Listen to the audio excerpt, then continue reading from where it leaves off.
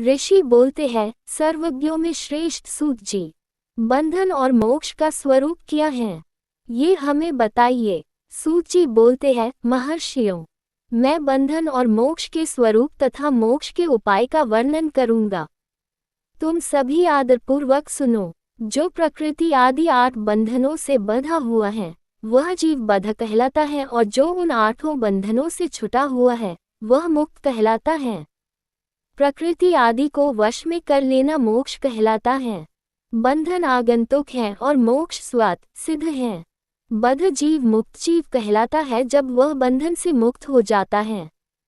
प्रकृति, बुद्धि, महत्तत्व, त्रिगुणात्मक अहंकार और 5 तन्मात्राएं, इन्हें ज्ञानी पुरुष प्रकृत्याध्यष्टक मानते हैं।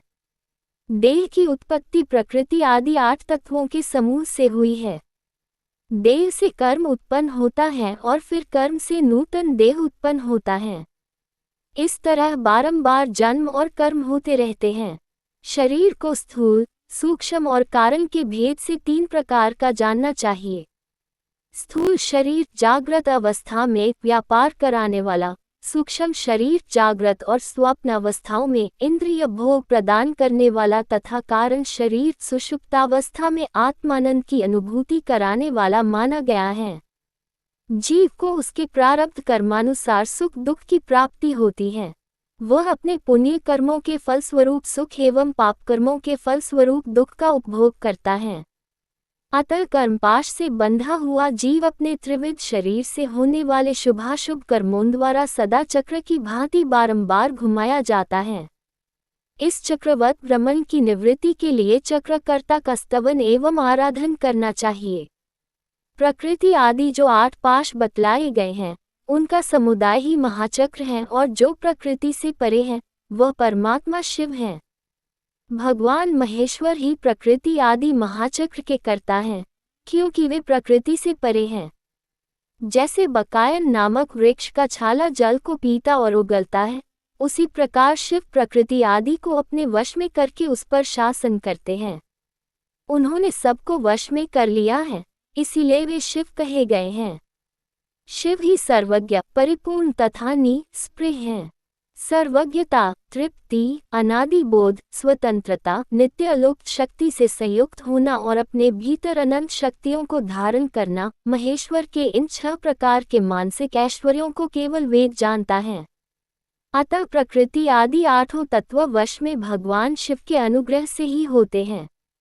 भगवान शिव का कृपा प्रसाद की प्राप्ति के लिए उन्हीं का पूजन करना चाहिए।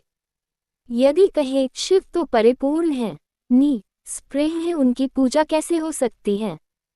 तो इसका उत्तर यह है कि भगवान शिव के उद्देश्य से उनकी प्रसन्नता के लिए किया हुआ सत्कर्म उनके कृपा प्रसाद की प्राप्ति कराने वाला होता है। शिवलिंग में, शिव की प्रतिमा में तथा शिव भक्तजनों में शिव की भावना करके उनकी प्रसन्नता के लिए पूजा करनी चाहिए। वह पूजा शरीर, मन, वाणी और धन से भी की जा सकती है। उस पूजा से महेश्वर शिव, जो प्रकृति से परे हैं, पूजक पर विशेष कृपा करते हैं और उनका वह कृपा प्रसाद सत्य होता है।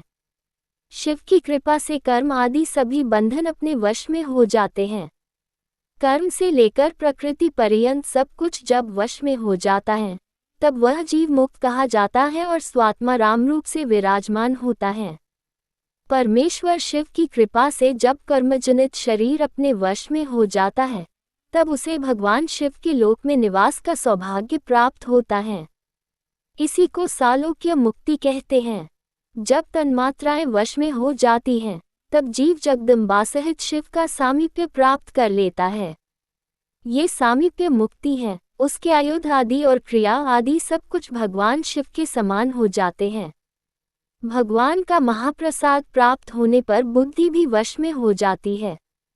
बुद्धि प्रकृति का कार्य है, उसका वश में होना साष्ट मुक्ति कहा गया है। पुनः भगवान का महान अनुग्रह प्राप्त होने पर प्रकृति वश में हो जाएगी। उस समय भगवान शिव का मानसिक ऐश्वर्य बिना यत्न के ही प्राप्त हो जाएगा। सर्वज्ञता और तृप्ति आदि जो शिव के ऐश्वर्य है, उन्हें पाकर मुक्त पुरुष अपने आत्मा में ही विराजमान होता है। वेद और शास्त्रों में विश्वास रखने वाले विद्वान पुरुष इसी को सायुज्य मुक्ति बोलते हैं।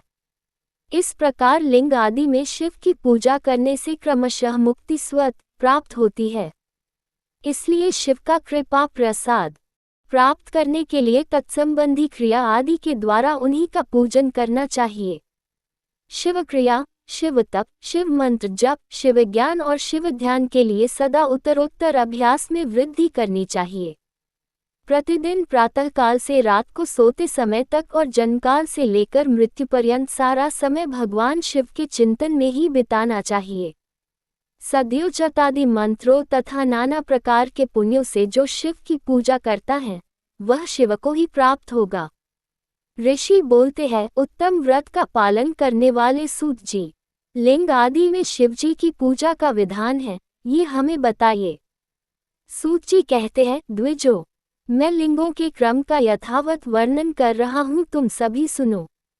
वह प्रणव ही समस्त अभीष्ट वस्तुओं को देने वाला प्रथम लिंग है, उसे सूक्ष्म प्रणवरूप समझो। सूक्ष्म लिंग निष्कल होता है और स्थूल लिंग सकल। पंचाक्षर मंत्र को ही स्थूल लिंग कहते हैं। उन दोनों प्रकार के लिंगों का पूजन तब कहा जाता है। वे दोनों ही लिंग साक्षात मोक्षप्रद हैं। पौरुष लिंग और प्रकृति लिंग के रूपक बहुत से लिंग हैं, उन्हें भगवान शिव ही विस्तार पूर्वक बता सकते हैं, दूसरा कोई नहीं जानता। पृथ्वी के विकारभूत जो जो लिंग ज्ञात हैं उनको मैं तुम्हें बता रहा हूँ। उनमें स्वयंभूलिंग प्रथम है, दूसरा बिंदुलिंग, तीसरा प्रतिष्ठित लिंग, चौथा चरलिंग एवं पांचवा गुरुलिंग है। देवर्षियों की तपस्या से संतुष्ट हो उनके समीप प्रकट होने के लिए पृथ्वी के अंतर्गत बीज रूप से व्याप्त हुए भगवान शिव वृक्षों के अंकुर की भांति भूमि को भेद कर नादलिंग के रूप में व्यक्त होते हैं। वे स्वतः व्यक्त हुए शिव ही स्वयं प्रकट होने के कारण स्वयंभू नाम का धारण करते हैं। ज्ञानी जन उन्हें स्वयंभूलिंग की रूप में जानते हैं।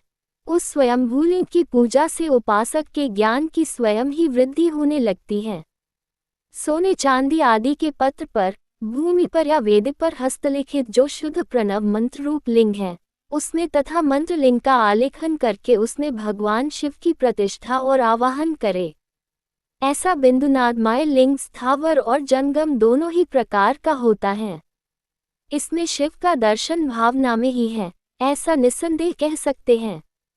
जिसको जहाँ भगवान शंकर के प्रकट होने का विश्वास हो, उसके लिए वही प्रकट होकर वे अभीष्ट फल प्रदान करते हैं। अपने हाथ से लिखे हुए यंत्र में अथवा कृत्रिम स्थावर आदि में भगवान शिव का आवाहन करके 16 उपचारों से उनकी पूजा करे।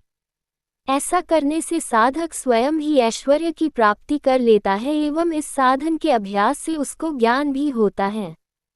देवताओं और ऋषियों ने आत्मसिद्धि के लिए अपने हाथ से वैदिक मंत्रों के उच्चारण पूर्वक शुद्ध मंडल में शुद्ध भावना द्वारा जिस उत्तम शिवलिंग की स्थापना की है, उसे पौरुष लिंग बोलते हैं तथा वही प्रतिष्ठित लिंग कहलाता है। उस लिंग की पूजा करने से सदा पौरुष ऐश्वर्य की प्राप्ति होती है। महाब्राह्मण और महाधनी राजा किसी कारीगर से शिवलिंग का निर्माण कराकर जो मंत्र पूर्वक उसकी स्थापना करते हैं, उनके द्वारा स्थापित हुआ वह लिंग भी प्रतिष्ठित लिंग कहलाता है। परंतु वह प्राकृत लिंग है, अतः प्राकृत ऐश्वर्य भोग को देने वाला होता है। जो शक्तिशाली और नित्य होता है उसे पौरुष कहते हैं तथा जो दुर्बल एवं अनित्य होता है वह प्राकृत कहलाता है। लिंग, नाभि, जिह्वा, नासा प्रभाग और शिखा के क्रम से कटी, हृदय और मस्तक तीनों स्थानों में जो लिंग की भावना की गई है, उस आध्यात्मिक लिंग को ही चरलिंग कहते हैं। पर्वत को पौरुष लिंग बताया गया है और भूतल को विद्वान पुरुष प्राकृतलिंग मानते हैं।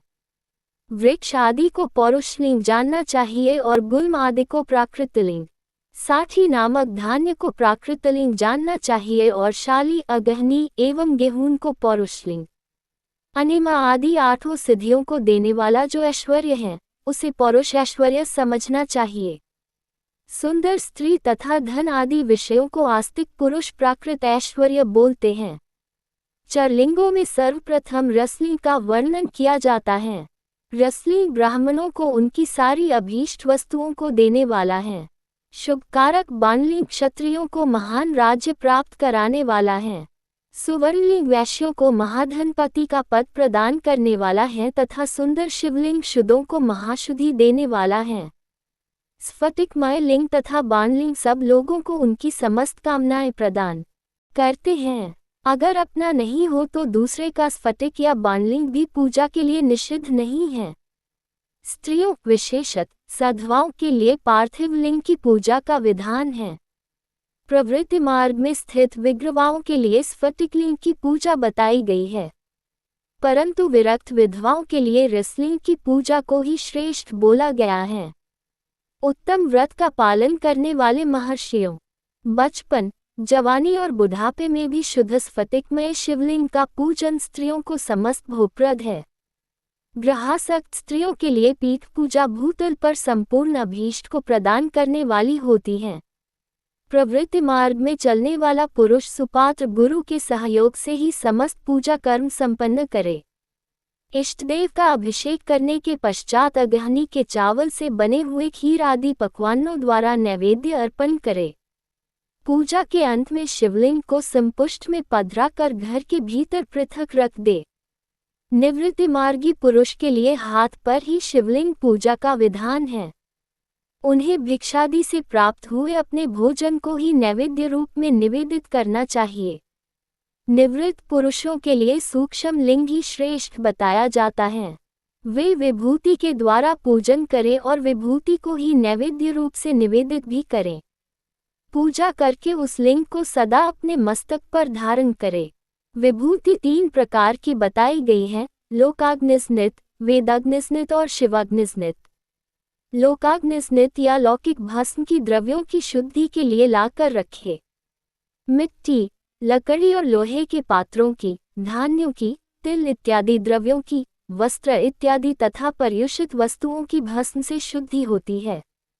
कुत्ते आदि से दूषित हुए पात्रों की भी भस्म से ही शुद्धि मानते हैं। वस्तु विशेष की शुद्धि के लिए यथायोग्य सजल अथवा निर्जल भस्म का उपयोग में लेना चाहिए। मंत्र एवं क्रिया से जनित जो होम कर्म है वह अग्नि में भस्म का रूप धारण कर लेता है। उस भस्म को धारण करने से वह कर्म आत्मा में आरोपित होता है। अघोर मूर्तिधारी शिव का जो अपना मंत्र है उसे पका बेल की लकड़ी को जलाए। उस मंत्र से अभिमंत्रित अग्नि को शिवाग्नि कहते हैं। उसके द्वारा जले हुए काष्ठ का जो भस्म है वह शिवाग्निस्नित कहलाता है। कपिला गाय के गोबर अथवा गाय मात्र के गोबर को एवं शमी, पीपल, पलाश, बड, अमलतास और बेर इनकी लकड़ियों की शिवाग्नि से जलाए। वह शुद्ध भस्म शिवाग्निस्नित माना गया है। अथवा कुश की अग्नि में शिव मंत्र के उच्चारण पूर्वक काष्ठ को जलाए। उसके पश्चात उस भस्म को कपड़े से अच्छी तरह छानकर नए घड़े में भर दे। उसे समय समय पर अपनी कांति या शोभा की वृद्धि हेतु धारण करे। ऐसा करने वाला पुरुष सम्मानित एवं पूजित माना जाता है। पूर्व काल में भगवान शिव ने भस्म शब्द का ऐसा ही अर्थ प्रकट किया था। जैसे राजा अपने राज्य में सारभूत कर को ग्रहण करता है, जैसे मनुष्य सत्य आदि को जलाकर प्रांत कर उसका सार ग्रहण करते हैं, तथा जैसे जठरानल नाना प्रकार के भक्ष्य भोज्य आदि पदार्थों को भारी मात्रा में ग्रहण करके जलाकर सारतर वस्तु ग्रहण करता और उस सारतर वस्तु से स्वदेह का पोषण करता है, उसी प्रकार प्रपंचकर्ता परमेश्वर शिव ने भी अपने में आधे रूप से विद्यमान प्रपंच को जलाकर भस्म रूप से उसके सार तत्व को ग्रहण किया है। प्रपंच को दग्ध करके शिव ने उसके भस्म को अपने शरीर में लगाया है। राख भभूत पोतने के बहाने जगत के सार को ही ग्रहण किया है। अपने शरीर में अपने लिए रत्नस्वरूप भस्म को इस प्रकार स्थापित किया है। आकाश के सार तत्व से केश, वायु के सार तत्व से कटिभाग और पृथ्वी के सार तत्व से घुटने को धारण किया है। इसी तरह उनके सारे अंग विभिन्न वस्तुओं के सार रूप हैं। महेश्वर ने अपने ललाट में तिलकरूप से जो त्रिपुंड धारण किया है वह ब्रह्मा, विष्णु और रुद्र का सार तत्व है। वे इन सब वस्तुओं को जगत के अभ्युदय का हेतु मानते हैं। इन भगवान शिव ने ही प्रपंच के सार सर्वस्व को अपने वश में किया है।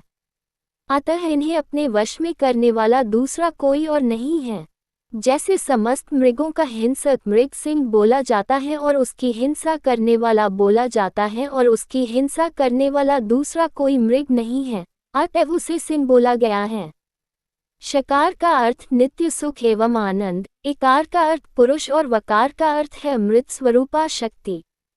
इनका सम्मिलित रूप ही शिव कहलाता है। अतः इस रूप में भगवान शिव को अपनी आत्मा मानकर उनकी पूजा करनी चाहिए। अतः पहले अपने अंगों में भस्म से मले, फिर ललाट में उत्तम त्रिपुंड धारण करे। पूजा काल में सजल भस्म का उपयोग होता है और द्रव्य शुद्धि के लिए निर्जल भस्म का। गुणातीत परम शिव राजस आदि स्वीकार गुणों का अवरोध करते हैं, दूर हटाते हैं, इसलिए वे सभी के गुरु रूप का आश्रय लेकर स्थित हैं। गुरु विश्वासी शिष्यों के तीनों गुणों को पहले दूर करके फिर उन्हें शिव तत्व का बोध कराते हैं, परिणाम स्वरूप गुरु कहलाते हैं। गुरु की पूजा परमात्मा शिव की ही पूजा है। गुरु के उपयोग से बचा हुआ सारा पदार्थ आत्मशुद्धि करने वाला होता है। गुरु की आज्ञा के बिना उपयोग में लाया हुआ सब कुछ वैसा ही है जैसे चोर चोरी करके लाई हुई वस्तु का उपयोग करता है। यदि गुरु से भी विशेष ज्ञानवान पुरुष मिल जाए तो उसे भी यत्नपूर्वक गुरु बना लेना चाहिए। अज्ञान रूपी बंधन से छूटना ही जीव मात्र के लिए साध्य पुरुषार्थ है। अतः जो विशेष ज्ञानवान है वही जीव को उस बंधन से छुड़ा सकता है। जन्म और मरण रूप द्वंद्व को भगवान शिव की माया ने ही अर्पित किया है। जो इन दोनों को शिव की माया को ही अर्पित कर देता है वह फिर शरीर के बंधन में नहीं पड़ता। जब तक शरीर रहता है तब तक जो क्रिया के ही अधीन है वह जीव बद्ध बोला जाता है। स्थूल, सूक्ष्म और कारण तीनों शरीरों को वश में कर लेने पर जीव का मोक्ष होता है, ऐसा ज्ञानी पुरुषों का कथन है। माया चक्र के निर्माता भगवान शिव ही परम कारण हैं। वे अपनी माया के दिए हुए द्वंद्व का स्वयं ही परिमार्जन करते हैं। अतः शिव के द्वारा कल्पित हुआ द्वंद्व उन्हीं को समर्पित करना चाहिए। जो शिव की पूजा में तत्पर हो वह मौन रहे, सत्य आदि गुणों से संयुक्त हो तथा क्रिया, जप, तप, ज्ञान और ध्यान में से एक एक का अनुष्ठान करता रहे। ऐश्वर्य, दिव्य शरीर की प्राप्ति, ज्ञान का उदय, अज्ञान का निवारण और भगवान शिव के सामीप्य का लाभ, ये फल क्रमशः क्रिया आदि के हैं। निष्काम कर्म करने से अज्ञान का निवारण हो जाने के कारण शिव भक्त पुरुष उसके यथोक्त फल की प्राप्ति करता है। शिव भक्त पुरुष देश, काल, शरीर और धन के अनुसार यथायोग्य क्रिया आदि का अनुष्ठान करे। न्यायोपार्जित उत्तम धन से निर्वाह करते हुए विद्वान पुरुष शिव के स्थान में निवास करे। जीव हिंसा आदि से रहित और अत्यंत क्लेश शून्य जीवन बिताते हुए पंचाक्षर मंत्र के जप से अभिमंत्रित अन्न और जल को सुख स्वरूप माना गया है, अथवा कहते हैं कि दरिद्र पुरुष के लिए भिक्षा से प्राप्त हुआ अन्न ज्ञान देने वाला होता है। शिव भक्त को भिक्षान प्राप्त हो तो वह शिव भक्ति को बाता है। शिवयोगी पुरुष भिक्षान को शंभु सत्र कहते हैं। जिस किसी भी उपाय से जहाँ कहीं भी भूतल पर शुद्ध अन्न का भोजन करते हुए सदा मौन भाव से रहे और अपने साधन का रहस्य किसी पर प्रकट न करे, भक्तों के समक्ष ही शिव के महात्म्य प्रकाशित करे। शिव मंत्र के रहस्य को भगवान शिव को ही ज्ञात है, दूसरे किसी और को नहीं।